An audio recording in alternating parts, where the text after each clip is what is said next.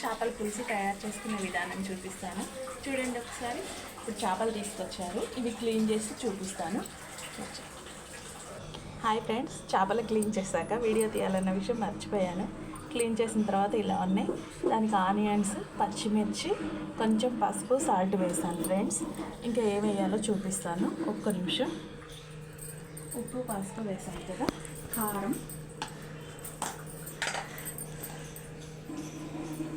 ఎక్కువ తినే వాళ్ళైతే ఎక్కువ, మేము ఇంత తింటాం కాబట్టి ఓకే. కారం, ఈ పేస్ట్ వచ్చేసి చెక్క, లవంగ, అల్లం చిన్నులపాయి, వెండి కొబ్బరి, గసగసాలు ఇవన్నీ మిక్సీ పట్టుకున్నాను ఫ్రెండ్స్. ధనియాలు వేయించి మిక్సీ పట్టుకున్నా. ఈ పేస్ట్ వేసుకుందాం.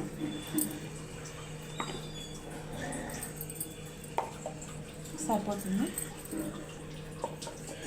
ఇది బాగా కలుపుకుందాం.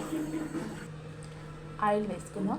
ఇది వచ్చేసి శనగ నూనె ఫ్రెండ్స్. గోల్డ్ విన్నర్, సన్ఫ్లవర్ అట్ట ఏం వాడట్లేదు.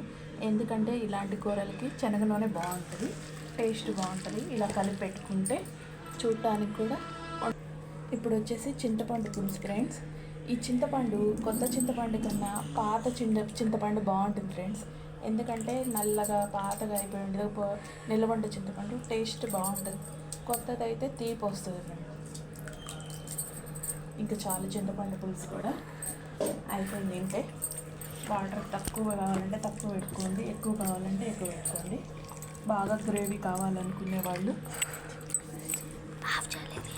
స్టవ్ వెలిగించుకొని మన చేపల పులుసు అయితే రెడీ అయిపోయింది.